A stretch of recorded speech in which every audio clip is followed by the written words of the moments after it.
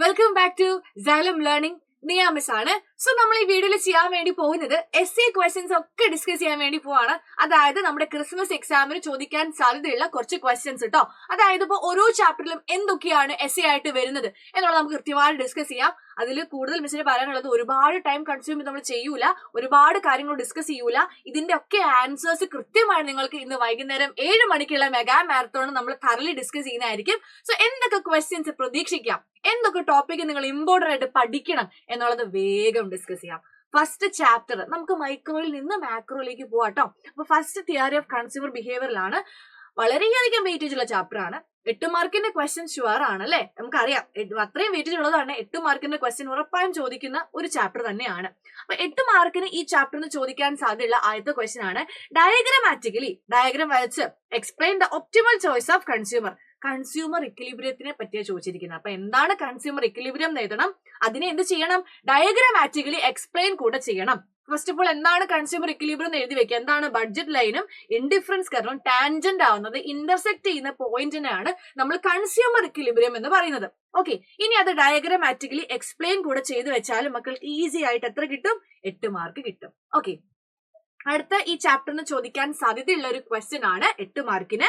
നോക്കിക്കേ, Mrs Sudha wants to consume apple and oranges. Her income is ₹400. Okay, ആപ്പിളിന്റെ price എന്ന് പറയുന്നത് 80 രൂപയാണ്, ഓറഞ്ചിന്റെ പ്രൈസ് എന്ന് പറയുന്നത് 50 രൂപയാണ്. അപ്പൊ നമുക്ക് കുറെ ക്വസ്റ്റ്യൻ ഉണ്ട്. ABCD അല്ലെ? ഓക്കെ, ABCDEF ആണ്. ഓക്കെ, എഫ് ആണ് ഇവിടെ. ഓക്കെ, എഫ് ആണ്. സോ ഇത്രയും ക്വസ്റ്റ്യൻസ് നമുക്ക് എന്ത് ചെയ്യണം? ആൻസർ ചെയ്യണം. അപ്പം ഈ തന്നിരിക്കുന്ന ഡേറ്റയുടെ ബേസിസിൽ നമ്മളോട് ബഡ്ജറ്റ് ലൈൻ വരയ്ക്കാനാണ് പറഞ്ഞിരിക്കുന്നത്. ബഡ്ജറ്റ് ലൈൻ വരയ്ക്കാൻ നമുക്ക് എന്ത് വേണം? ഹൊറിസോണ്ടൽ ഇന്റർസെപ്റ്റും വേണം, വെർട്ടിക്കൽ ഇന്റർസെപ്റ്റും വേണം. സോ എന്ത് ചെയ്യാം? ആദ്യം അത് രണ്ടും കണ്ടുപിടിക്കാം. സോ മിസ് ഇവിടെ ഓൾറെഡി കണ്ടുപിടിച്ച് വെച്ചിട്ടുണ്ട്. ഹൊറിസോണ്ടൽ ഇന്റർസെപ്റ്റ് എന്ന് പറയുന്നത് M/P1 ആണ്. Income by price of good one. Good one നമ്മുടെ ആപ്പിൾ ആണ്. ആപ്പിളിന്റെ പൈസ 80 രൂപയാണ്. അപ്പൊ ആൻസർ 5 എന്ന് പറഞ്ഞ് കിട്ടും. ഇനി വെർട്ടിക്കൽ ഇന്റർസെപ്റ്റ് എന്ന് പറയുന്നത് M/P2, ഗുഡ് 2 ആണ്. വെർട്ടിക്കൽ P2 ആണ്. ജസ്റ്റ് കൺസിഡർ ചെയ്ത് ആലോചിച്ച് വെക്കുക. കാരണം P1ഉം P2ഉം ആൾക്കാർക്ക് അങ്ങോട്ടും ഇങ്ങോട്ടും മാറിപ്പോകാൻ ചാൻസ് ഉണ്ട്. സോ M/P2 ചെയ്താൽ നമുക്ക് എത്ര കിട്ടും? ആൻസർ 8 കിട്ടും. ഇനി എന്ത് ചെയ്യാം? ബഡ്ജറ്റ് ലൈൻ വരച്ചാൽ പോരെ? ഡയഗ്രാമാറ്റിക്കലി ഗുഡ് 2 നമ്മൾ Y ആക്സിൽ കൊടുത്തു, ഗുഡ് 1 നമ്മൾ എന്ത് കൊടുത്തു? X ആക്സിൽ കൊടുത്തു. സോ നമ്മൾ എന്ത് ചെയ്തു? 5 ഹൊറിസോണ്ടൽ ഇന്റർസെപ്റ്റ് ഇവിടെ മാർക്ക് ചെയ്തു, വെർട്ടിക്കൽ ഇന്റർസെപ്റ്റ് ഇവിടെ മാർക്ക് ചെയ്തു. നമ്മൾ എന്ത് ചെയ്തു? അത് നമ്മൾ ജോയിൻ ചെയ്യുന്ന ഒരു ലൈൻ വരച്ചു. ഇതാണ് നമ്മുടെ എന്തെന്ന് പറയുന്നത്? ബഡ്ജറ്റ് ലൈൻ എന്ന് പറയുന്ന ബഡ്ജറ്റ് ലൈൻ നമ്മൾ വരച്ചു. അതോടൊപ്പം തന്നെ നിങ്ങൾ ഇവിടെ എഴുതി വെക്കുക, ബഡ്ജറ്റ് ലൈനിന്റെ ഇക്വേഷൻ കൂടി എഴുതി വെക്കണം. രണ്ടാമത്തെ ക്വസ്റ്റ്യൻ തന്നെയാണ്. ഇക്വേഷൻ എഴുതുക ബഡ്ജറ്റ് ലൈനിന്റെ. എന്താ നമുക്കറിയാം? എന്താ? P1x1 plus P2x2 is equal to M. അതാണ് ബഡ്ജറ്റ് ലൈനിന്റെ ഇക്വേഷൻ. P1 എന്ന് പറയുന്നത് price of good 1 80x1 plus P2 എന്ന് പറയുന്നത് price of good 2 50x2. M എന്താണ്? ഇൻകം ആണ്. M എത്രയാണ് ഇവിടെ? 400 ആണ്. കിട്ടിയില്ലേ? B വളരെ ഈസി ആയിട്ട് ചെയ്തു. സി ചെയ്യാം. സി എന്താ ക്വസ്റ്റ്യൻ നോക്കിക്കേ. How much kilo of apple that Miss Sudha can consume if she spend the whole income on that good alone? Apple മാത്രം വാങ്ങുകയാണെന്നുണ്ടെങ്കിൽ, ഈ 400 രൂപ ഉപയോഗിച്ച് ആപ്പിൾ മാത്രം വാങ്ങുകയാണെന്നുണ്ടെങ്കിൽ സുധയ്ക്ക് എന്ത് ചെയ്യാം? എത്ര കിലോ ആപ്പിൾ കിട്ടും? ഓക്കെ, നോക്കിക്കേ മക്കളെ. നമുക്ക് എന്താ ചെയ്യേണ്ടത്? നമ്മുടെ ഇൻകത്തിനെ നമ്മുടെ പ്രൈസ് ഓഫ് ഗുഡ് 1 കൊണ്ട് ഡിവൈഡ് ചെയ്താൽ മതി. എത്ര കിട്ടും? 5 കിലോ ആപ്പിൾ അദ്ദേഹം കൺസ്യൂം ചെയ്യും. ഇനി what is the slope of budget line? Budget ലൈനിന്റെ സ്ലോപ്പ് എങ്ങനെ കണ്ടുപിടിക്കുക? -P1/P2. ഇക്വേഷൻ അറിയാന്നുണ്ടെങ്കിൽ ഒരു പാടുമില്ല. മൈനസ് എന്ന് പറയുമ്പോഴത്തേക്കും -80 ആണ് വരിക. അതായത് P1 എന്ന് പറയുന്ന പ്രൈസ് ഓഫ് ഗുഡ് 1 അടാ, അതിന്റെ മൈനസ് നമ്മൾ ഒരു മൈനസ് ആഡ് ചെയ്യുന്നത് മാത്രമേ ഉള്ളൂ. ഇനി P2 എന്താണ്? പ്രൈസ് ഓഫ് ഗുഡ് 2 50 ആണ്. -80/-50 അല്ല, -80/+50. അവിടെ താഴെ ഒന്നും വരുന്നില്ല. -P1/P2 ആണ്, അല്ലാതെ -P1/-P2 അല്ല. ഓക്കെ, ഇവിടെ പോസിറ്റീവ് നമ്പർ തന്നെയാണ്. കൺഫ്യൂഷൻ ആവരുത്. ഒന്നുമില്ല. -P1/P2 അങ്ങനെ ആലോചിച്ചാൽ മതി. അപ്പൊ നമുക്ക് എന്ത് കിട്ടും? കറക്റ്റ് ആയിട്ട് ഇക്വേഷൻ കിട്ടി. ഇനി ഇതെന്ത് ചെയ്താൽ മതി? നമ്മള് കാൽക്കുലേറ്റർ അടിച്ച് നോക്കിയാൽ മതി. 80/50 എത്രയാണ്? അപ്പൊ നമുക്ക് 1.6 കിട്ടും. ഈ മൈനസ് എടുത്ത് നമ്മൾ എവിടെ ഇടുന്നു? എവിടെ ഇടുന്നു? -1.6 ആണ് ആൻസർ. ഇനി ലാസ്റ്റ് ക്വസ്റ്റ്യൻ ആണേ. ഓക്കെ, അതല്ല, അടുത്ത ക്വസ്റ്റ്യൻ ഉണ്ട്. Draw the new budget line the same graph if her income falls to ₹200 remaining same the price 200 remaining same the price of two goods. 200 ആയിട്ട് കുറയാണ് ഇൻകം. ആദ്യമേ 400 ആയിരുന്നു, 200 തൊട്ട് കുറയാണെന്നുണ്ടെങ്കിൽ എങ്ങനെയാണ് എന്ത് വരിക? ബഡ്ജറ്റ് ലൈൻ വരിക. പുതിയ ബഡ്ജറ്റ് ലൈൻ ഇങ്ങനെയാണ് ഉണ്ടാവുക. ഓക്കെ, നോക്കിക്കേ. നമ്മുടെ ഹൊറിസോണ്ടൽ ഇന്റർസെപ്റ്റും വെർട്ടിക്കൽ ഇന്റർസെപ്റ്റും അപ്പൊ മാറും. അപ്പം നോക്കിക്കേ, 400 പകരം നമ്മൾ 200 ആഡ് ചെയ്ത് ചെയ്താൽ മതി. M/P1. M ഇപ്പൊ 200 ആയി. 200/80 ആൻസർ 2.5 എന്ന് കിട്ടും. ഇനി വെർട്ടിക്കൽ ഇന്റർസെപ്റ്റ് എന്ന് പറയുന്നത് M/P2 ആണ്. എം എന്ന് പറയുന്നത് ഇപ്പൊ എത്രയായി 200 200/50 4 കിട്ടും. സോ നോക്കിക്കേ മക്കളെ, ഇതായിരുന്നു നമ്മുടെ first budget line. Okay, 80x1 + 50x2 = 400. ഇപ്പൊ നമ്മുടെ ഇൻകം കുറഞ്ഞു 200 അങ്ങനെയാണെന്നുണ്ടെങ്കിൽ ബഡ്ജറ്റ് ലൈന്റെ ഹൊറിസോണ്ടൽ ഇന്റർസെപ്റ്റും വെർട്ടിക്കൽ ഇന്റർസെപ്റ്റും കിട്ടി. 2.5 4 2.5 എന്ന് പറയുന്നത് നമ്മുടെ ഇവിടെ വരും. 2.5 4 നമ്മൾ ഇവിടെ മാർക്ക് ചെയ്തു, ബഡ്ജറ്റ് ലൈൻ വരച്ചു. അതിന്റെ ഇക്വേഷൻ കൂടി എന്ത് ചെയ്യണം, ഇവിടെ എഴുതി വെക്കണം. എന്താണ് equation? 80x1 + 50x2 = 200. Okay, simple ആയിട്ട് ആൻസർ ചെയ്തു. ഇനി എന്താ ഒരു ക്വസ്റ്റൻ ഉണ്ടല്ലോ, what happens to the budget line if the price of apple rise to ₹100 but income and price of orange are remain constant, draw a new budget line.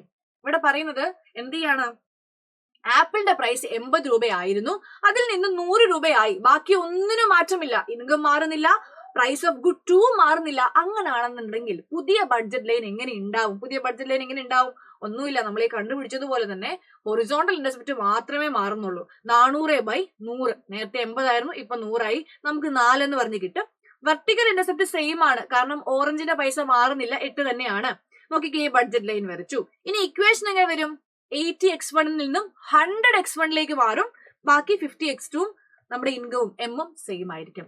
ഇങ്ങനെയാണ് ഈ question attend ചെയ്യുക. അപ്പൊ നോക്കിക്കേ, ഇത്രയും വലിയൊരു ക്വസ്റ്റ്യൻ എന്ത് simple ആയിട്ട് നമ്മൾ സോൾവ് ചെയ്തത്. സോ നിങ്ങൾ കൺഫ്യൂഷൻ ഒന്നും ആകണ്ട, ക്വസ്റ്റ്യൻ വളരെ സിമ്പിൾ ആയിരിക്കും, നിങ്ങൾക്ക് അറിയാവുന്ന കാര്യം മാത്രമായിരിക്കും ചോദിക്കുക. അതിലേക്കുള്ള ആൻസർ ക്വസ്റ്റ്യൻ കറക്റ്റ് ആയിട്ട് വായിക്കുക, ആൻസർ ചെയ്യുമ്പോൾ കൃത്യമായിട്ട് ആലോചിച്ച് തന്നെ ചെയ്യാം. അടുത്ത ചാപ്റ്ററിലേക്ക് പോവാം, പ്രൊഡക്ഷൻ ആൻഡ് കോസ്റ്റ്. വളരെ റെയർ ആയിട്ടാണ് ഇതിൽ നിന്നും 8 മാർക്കിലുള്ള ചോദ്യം ചോദിച്ചാലും ഈ ചോദ്യമാണ് എപ്പോഴും കണ്ടുള്ളത്. Complete the given table, define the concept of TVC, TFC and TC. Okay, ഈ ടേബിൾ കംപ്ലീറ്റ് ചെയ്യുക. എന്താണ് TFC, എന്താണ് TVC, എന്താണ് TC കൂടെ എഴുതി വെക്കുക. എന്താണ് TC? ഒരു ഫേമിന് ഉണ്ടാകുന്ന മൊത്തത്തിലുള്ള ചെലവ്, ടോട്ടൽ കോസ്റ്റ്. ഇനി ഫിക്സഡ് ആയിട്ടുള്ള കോസ്റ്റുകൾ ഫേമിന് ഉണ്ടാവുകയാണെന്നുണ്ടെങ്കിൽ അതാണ് ടോട്ടൽ ഫിക്സഡ് കോസ്റ്റ്, TFC. ഇനി വേരിയബിൾ കോസ്റ്റ്, അതായത് ഇപ്പോ ട്രാൻസ്പോർട്ടേഷന്, ഇപ്പോ പെർമനന്റ് അല്ലാത്ത ഈ ടെമ്പററി എന്താ പറയാ വർക്കേഴ്സിന്റെ സാലറി, ഇതൊക്കെ വേരിയബിൾ കോസ്റ്റ് ആണ്. അങ്ങനെ മാറിക്കൊണ്ടിരിക്കുന്ന കോസ്റ്റുകളെയാണ് ടോട്ടൽ വേരിയബിൾ കോസ്റ്റ് എന്ന് വിളിക്കുന്നത്. ഇനി മക്കളെ, ഇതിന്റെ ഇക്വേഷൻ അറിയാന്നുണ്ടെങ്കിൽ നിങ്ങൾക്ക് സിമ്പിൾ ആയിട്ട് ചെയ്യാം. എന്താണ് TC equation? TC = TFC + TVC ചെയ്താൽ പോരെ? അങ്ങനെ ഓരോന്നിന്റെയും നിങ്ങൾ കണ്ടുപിടിക്കണം. 2 ദിവസം കണ്ടുപിടിച്ച് വരാം. ഇവിടെ എത്ര വരും? TC 100, ഇവിടെ 200, ഇവിടെ 300, 400, 500. TC എപ്പോഴും സെയിം തന്നെ ആയിരിക്കും. TFC എപ്പോഴും സെയിം തന്നെ ആയിരിക്കും. TFCക്ക് ഒരു മാറ്റം ഉണ്ടാകുന്നില്ല. എന്താണ്? പാരലൽ ടു എക്സ് ആക്സിസ് ആയിട്ടുള്ള ഒരു ലൈൻ തന്നെ ആയിരിക്കും എന്ന് പറയുന്നത് TFC എന്ന് പറയുന്നത് സെയിം ആയിരിക്കും. ഇനി AFC എന്ന് പറയുന്നത് എന്താണ്? TFC/ഔട്ട്പുട്ട് Q ആണ്. എന്ത് ചെയ്യുക? ഓരോ TFCനെയും ഓരോ ഔട്ട്പുട്ട് കൊണ്ട് ഡിവൈഡ് ചെയ്യുക. ബാക്കി നിങ്ങൾ ചെയ്യാം.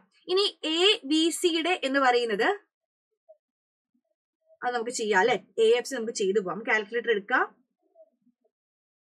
നമുക്ക് ആദ്യം കിട്ടി 50 വരെ കിട്ടി. ഇനി 100/3, 100/3 എന്ന് പറയുന്നത് 33.3 ആണ്. ഓക്കെ, 33.3. ഇനി 100/4 നമുക്ക് സിമ്പിൾ ആയിട്ട് അറിയാം, 25 ആണ് അല്ലെ. ഓക്കെ, അങ്ങനെ എന്ത് ചെയ്തു? AFC കണ്ടുപിടിച്ചു. എന്താണ് AFC കണ്ടുപിടിക്കാനുള്ള ഫോർമുല? മിസ് ഇങ്ങോട്ട് എഴുതി തരാം കേട്ടോ. AFC കണ്ടുപിടിക്കാനുള്ള ഫോർമുല TFCനെ Q കൊണ്ട് ഡിവൈഡ് ചെയ്യാം. ഇനി AVC കണ്ടുപിടിക്കാനുള്ള ഫോർമുല എന്താടാ? TVC/Q ആണ്. സിമ്പിൾ ആണ് അല്ലെ, വളരെ സിമ്പിൾ ആണ്. ഇനി ഓരോ TVCനെയും Q കൊണ്ട് ഡിവൈഡ് ചെയ്യാം. 0 വരും.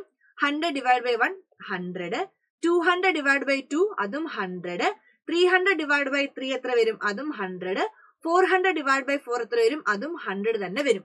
ഇങ്ങനെയായിരിക്കും AVC ഉണ്ടാവുക. ഇനി SAC എന്ന് പറയുന്നത് average cost, short run average cost എന്ന് പറയുന്നത് TC/Q ആണ്. ടോട്ടൽ കോസ്റ്റിനെ ഔട്ട്പുട്ട് കൊണ്ട് ഡിവൈഡ് ചെയ്യാം. ആദ്യമേ 0 വരും. ഇനി 200/1 200, 300/2 300നെ 2 ഡിവൈഡ് ചെയ്ത് 150 അല്ലേ? 150 ആണ്. ഇനി 400/3 400/3 133.3. ഇനി 500/4 500നെ 4 കഷ്ണങ്ങളാക്കുക. 125 4 ചേർന്നാണ് 500 ഉണ്ടാവുന്നത്. അതും ചെയ്തു. ഇനി SMCയുടെ ഫോർമുല മക്കൾ തന്നെ ഒന്ന് ആലോചിച്ച്. എന്താണ് SMCയുടെ ഫോർമുല? TCN - TCN-1. കാരണം ഔട്ട്പുട്ട് എല്ലാം ഒന്നൊന്ന് വെച്ചാണ് കൂടുന്നത്. ഈ ഇക്വേഷൻ യൂസ് ചെയ്താൽ മതി. TC - അതിന്റെ മുന്നത്തെ TC. ആദ്യമേ നമുക്ക് 0 വരും. ഇനി ഇതിന് നേരെ ഔട്ട്പുട്ട് നേരെയുള്ള ടി സി മൈനസ് മുന്നത്തെ ടി സി 200 മൈനസ് 100 എത്ര വരും? 100 വരും. 300 മൈനസ് 200 എത്ര വരും? 100. 3 2 1. 400 minus 300 100. 500 minus 400 100. So S M C നമുക്ക് 100 100 100 100 100 എന്ന് പറഞ്ഞു വരും. സോ എസ് എം സിയുടെ ഫോർമുല ഇതാണ്. എസ് എം സിയുടെ ഫോർമുല മിസ് ഇവിടെ എഴുതുന്നുണ്ട്. സോ ഇങ്ങനെയാണ് നമ്മൾ സോൾവ് ചെയ്യുന്നത്. നമ്മൾ സോൾവ് ചെയ്യുന്നില്ല എന്ന് നമ്മൾ എല്ലാം സോൾവ് ചെയ്തിരിക്കുന്നു. സോ ഇങ്ങനെയാണ് ഇക്വേഷൻ വരുമ്പോൾ നിങ്ങൾ സോൾവ് ചെയ്യേണ്ടത്. അതോടൊപ്പം തന്നെ നമുക്ക് ചെയ്യാനുള്ള കാര്യം ടി സിയും ടി വി സിയും പിന്നെ ടി എഫ് സിയും കൃത്യമായിട്ട് എന്ത് ചെയ്യുക? ഡിഫൈൻ ചെയ്ത് വെക്കാം. ആൻസർ കഴിഞ്ഞു. 8 മാർക്ക് ഷഡ്ഡപ്പട്ട് ഇന്ന് കിട്ടിക്കഴിഞ്ഞു. ഇനി അടുത്ത ചാപ്റ്റർ ആണ് theory of the firm under perfect competition. Okay, വലിയ ചാപ്റ്റർ ആണ്. ഈ ചാപ്റ്ററിന് ചോദിക്കാൻ സാധ്യതയുള്ള ഒരേ ഒരു ക്വസ്റ്റനേ ഉള്ളൂ, profit maximisation. What are the features of perfect competition? നിങ്ങൾ ഷോർട്ട് ആൻസർ എസ്സേയിൽ ഡിസ്കസ് ചെയ്യൂ കേട്ടോ. എന്താണ് പെർഫെക്റ്റ് കോമ്പറ്റീഷന്റെ ഫീച്ചേഴ്സ്?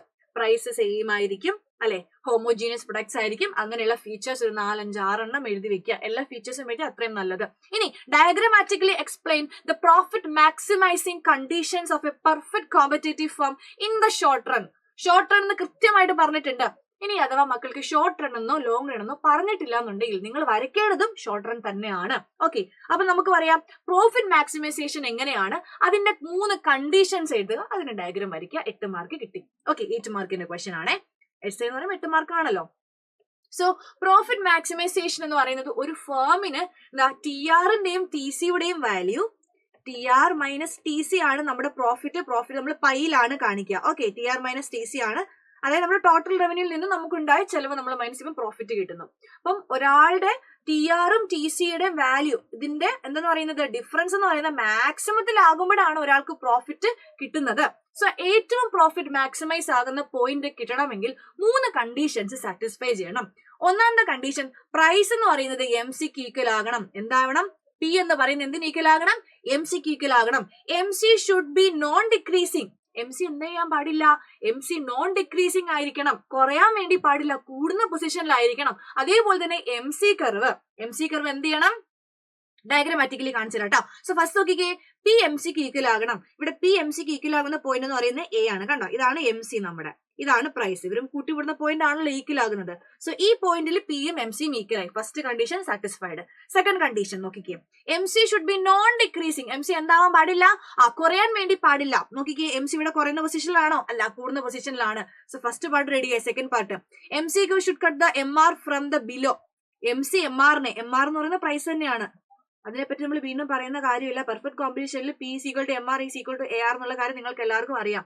സോ നോക്കിക്കേ, എം ആറിനെ താഴെ നിന്ന് വേണം കട്ട് ചെയ്യാൻ. ഓക്കെ, കറക്റ്റ് ആണ്. എ തന്നെ പോയിന്റ് ആണ് കൃത്യമായിട്ട് നിൽക്കുന്നത്. ഇനി മൂന്നാമത്തെ പോയിന്റ്, പ്രൈസ് ഷുഡ് ബി, ഇത് വളരെ ഇമ്പോർട്ടന്റ് പോയിന്റ് ആണ്. Price should be greater than or equal to A V C. Greater than ആവണം, അല്ലെങ്കിൽ ഈക്വൽ ടു ആകണം. എന്താവണം? പ്രൈസ് ഒന്നെങ്കിൽ എ വി സിയേക്കാൾ കൂടുതലായിരിക്കണം, അല്ലെങ്കിൽ എ വി സിക്ക് ഈക്വൽ ആയിരിക്കണം. ഇവിടെ നോക്കിക്കേ, എ വി സി എന്ന് പറഞ്ഞ ഇതാണ്, പ്രൈസ് എന്ന് പറഞ്ഞ ഇതാണ്, പ്രൈസ് കൂടുതലല്ലേ. സോ ഈ 3 കണ്ടീഷൻസും സാറ്റിസ്ഫൈ ചെയ്യുന്ന എ എന്ന് പറഞ്ഞ പോയിന്റ് ആണ് നമ്മുടെ എന്തെന്ന് പറയുന്നത്? പ്രോഫിറ്റ് മാക്സിമൈസിംഗ് പോയിന്റ് എന്ന് പറയുന്നത്. സോ ഇതാണ് ഈ സ്റ്റേജഡ് പാർട്ടാണ് നമ്മുടെ പ്രോഫിറ്റ് എന്ന് പറയുന്നത്. സോ ഇങ്ങനെയാണ് എന്ത് ചെയ്യുക, ഈ ക്വസ്റ്റ്യൻ നമ്മൾ അറ്റൻഡ് ചെയ്യേണ്ടത്. ആൻസർ എന്തോ ഒരു സിമ്പിൾ ആണ് അല്ലെ. ആ ഡയഗ്രാം വരച്ചു വെച്ച് ആ 3 കണ്ടീഷനും എഴുതി പെർഫെക്റ്റ് കോമ്പറ്റേറ്റീവ് മാർക്കറ്റിന്റെ ഫീച്ചേഴ്സും എഴുതി കഴിഞ്ഞാൽ 8 മാർക്ക് കിട്ടി. എന്ത് സിമ്പിൾ ആണ്.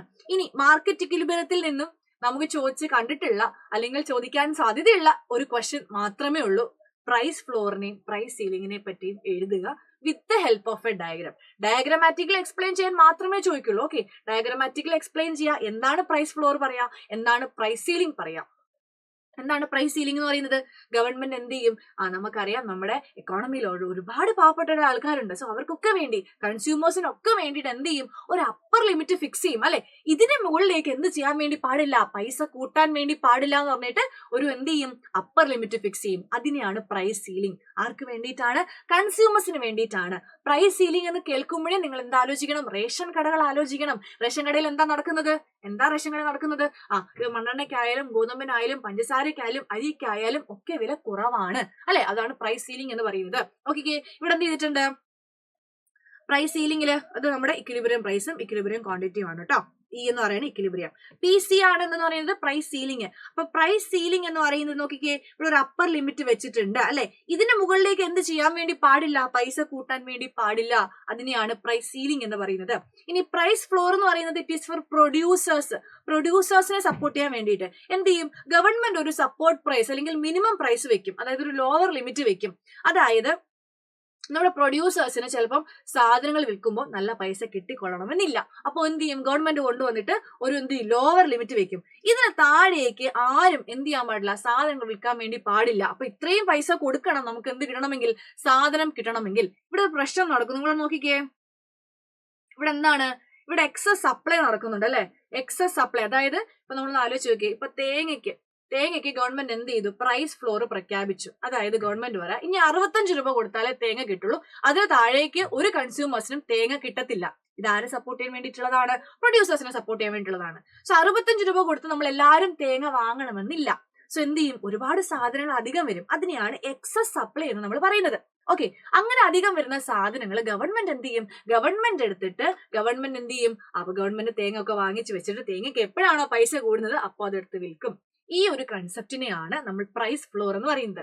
സോ പ്രൈസ് ഫ്ലോർ എന്ന് പറയുന്നത് പ്രൊഡ്യൂസേഴ്സിന് വേണ്ടിയിട്ടും പ്രൈസ് സീലിംഗ് എന്ന് പറയുന്നത് കൺസ്യൂമേഴ്സിന് വേണ്ടിയിട്ടുമാണുള്ളത്. ഇത് ഇങ്ങനത്തെ ഡയഗ്രാം വരച്ച് കൃത്യമായിട്ട് എന്താണ് പ്രൈസ് സീലിംഗ് എന്നും എന്താണ് പ്രൈസ് ഫ്ലോർ എന്നും എഴുതി വെച്ച് കഴിഞ്ഞാൽ 8 മാർക്ക് സുഖമായിട്ട് മക്കൾക്ക് കിട്ടും.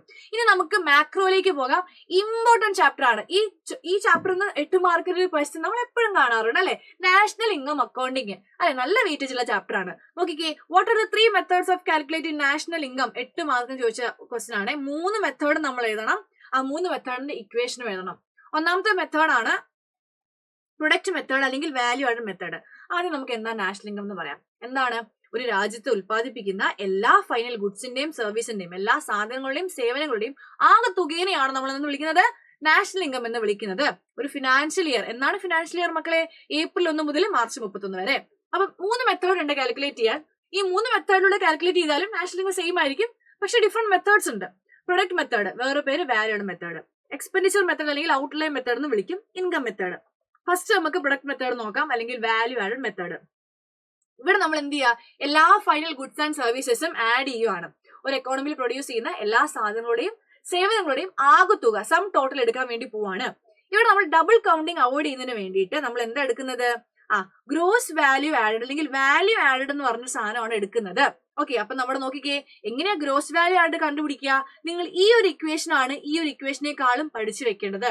നമ്മുടെ ക്വസ്റ്റ്യനകത്ത് വാല്യൂ ഓഫ് ഔട്ട്പുട്ടും ഇന്റർമീഡിയറ്റ് കൺസപ്ഷൻ തന്നിട്ട് എന്ത് കണ്ടുപിടിക്കാൻ ചോദിക്കും? GDP കണ്ടുപിടിക്കാൻ ചോദിക്കും. സോ ഇക്വേഷൻ ആണ് യൂസ് ചെയ്യേണ്ടത്. അപ്പൊ ഗ്രോസ് വാല്യൂ ആഡഡിലൂടെയാണ് നമ്മൾ പ്രൊഡക്റ്റ് മെത്തേഡിലെ നാഷണൽ ഇൻകം കണ്ടുപിടിക്കുന്നത്. എന്താണ് മക്കളെ ഗ്രോസ് വാല്യൂ ആഡഡിലെ വാല്യൂ ആഡ് എന്ന് പറയുന്നത്? Double counting. ഓക്കെ, അതായത് ഒരു സാധനത്തിന്റെ പൈസ 2 പ്രാവശ്യം ആഡ് ചെയ്യുന്നത് ഒഴിവാക്കാൻ വേണ്ടിയാണ് നമ്മൾ ഉപയോഗിക്കുന്നത്. അതിന്റെ ഇക്വേഷൻ എന്താണ്?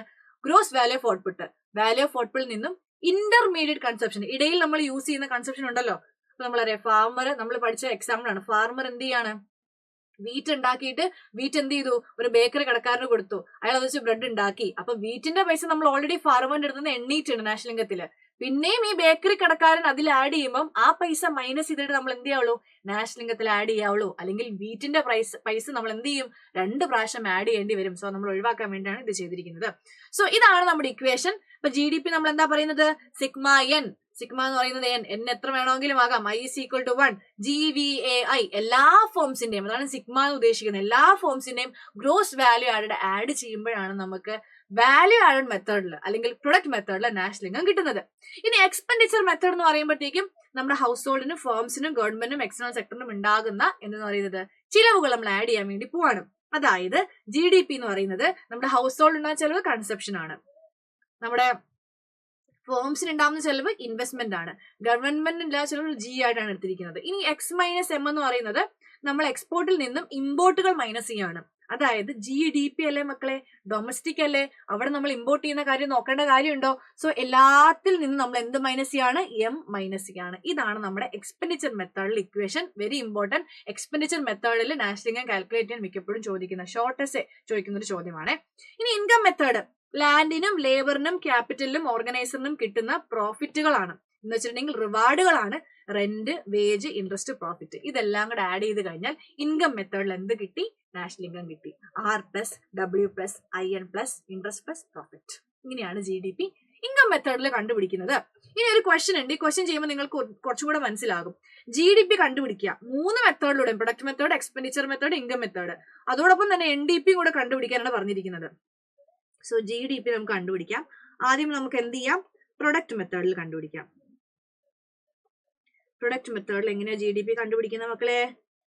വേഗം നോക്കിക്കോട്ടോ, വേഗം പറഞ്ഞുതരാം. GDP is equal to sigma I is equal to N, I is equal to 1, GVA I ആണ്. ഓക്കെ, ഇനി എങ്ങനെ ഗ്രോസ് വാല്യൂ ആയിട്ട് കണ്ടുപിടിക്കുന്നത്? GVA എങ്ങനെ കണ്ടുപിടിക്കുന്നത്? Value of output minus intermediate consumption. ഇവിടെ value of output എത്രയാടാ?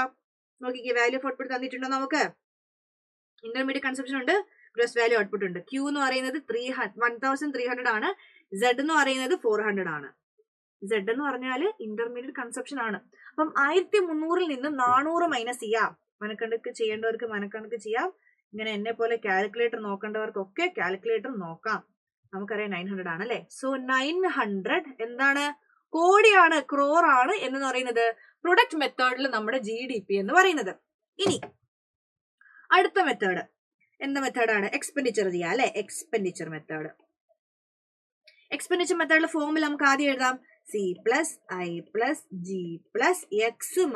- M is equal to C എന്ന് പറയുന്നത്, C എവിടെയാടാ? C ഇതാണ്ടേ 500 പ്ലസ് I എന്ന് പറയുന്നത് എത്രയാണ്?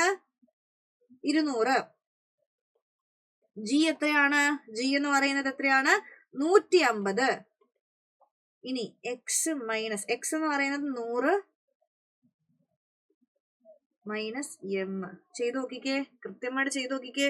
അങ്ങോട്ടും ഇങ്ങോട്ടും തെറ്റിപ്പോകാൻ പാടില്ല കേട്ടോ. 500 200 പ്ലസ് 150 പ്ലസ് 100 മൈനസ് 50 എത്ര കിട്ടും?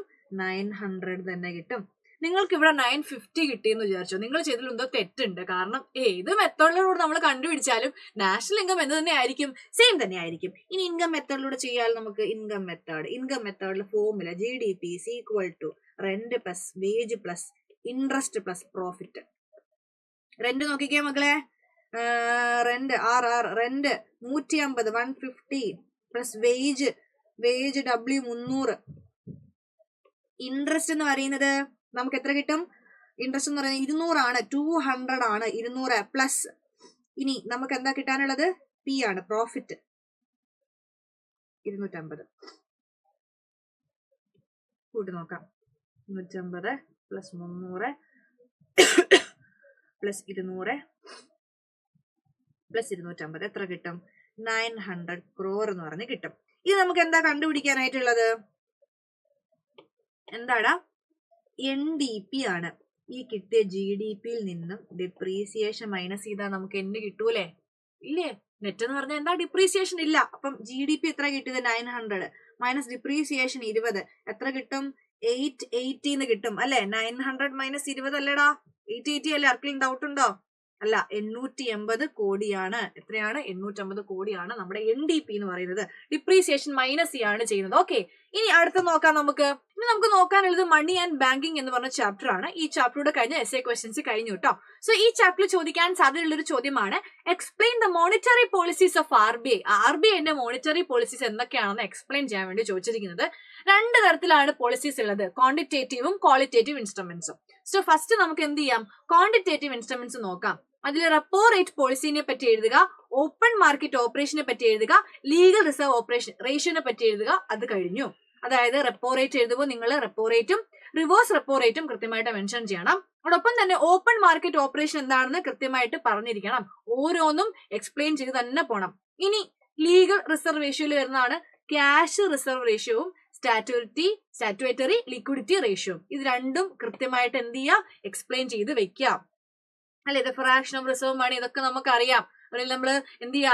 കൊമേഴ്ഷ്യൽ ബാങ്ക് ഒരു റേഷ്യോ ആയിട്ട് RBIയിൽ കീപ്പ് ചെയ്യാണ്, CRR. ഇനി എന്ത് ചെയ്യാണ്?